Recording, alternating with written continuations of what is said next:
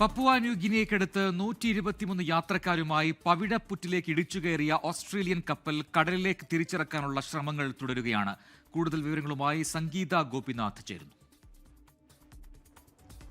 കഴിഞ്ഞ ശനിയാഴ്ചയാണ് 80 യാത്രക്കാരും 43 ജീവനക്കാരുമായി കോറൽ അഡ്വഞ്ചർ എന്ന ആഡംബര കപ്പൽ പാപ്പുവ ന്യൂ ഗിനിയയിലെ ലായ് പട്ടണത്തിൽ നിന്നും ഏകദേശം 30 കിലോമീറ്റർ അകലെയുള്ള പവിഴപ്പുറ്റിൽ കയറി കുടുങ്ങിപ്പോയത്.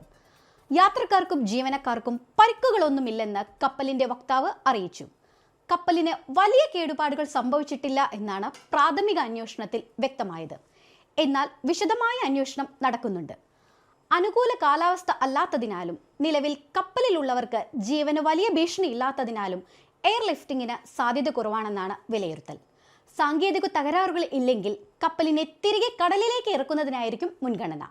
അതല്ലെങ്കിൽ യാത്രക്കാരെ മറ്റ് കപ്പലിലേക്ക് മാറ്റി സുരക്ഷിതമായി തീരത്ത് എത്തിക്കാനായിരിക്കും ശ്രമം നടത്തുക. 2 മാസം മുമ്പ് ഇതേ കപ്പൽ മറ്റൊരു വിവാദത്തിൽപ്പെട്ടിരുന്നു.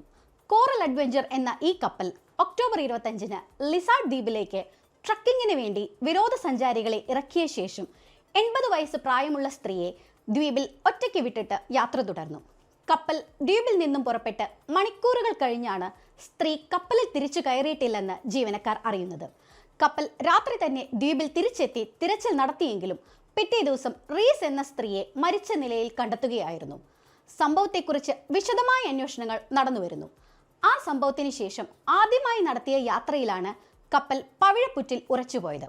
വൈകാതെ തന്നെ യാത്രക്കാരെല്ലാം സുരക്ഷിതമായി തിരിച്ചെത്തുമെന്ന് പ്രതീക്ഷിക്കാം. ഓസ്ട്രേലിയയിൽ നിന്നും 24-ന് വേണ്ടി സംഗീത ഗോപിനാഥ്.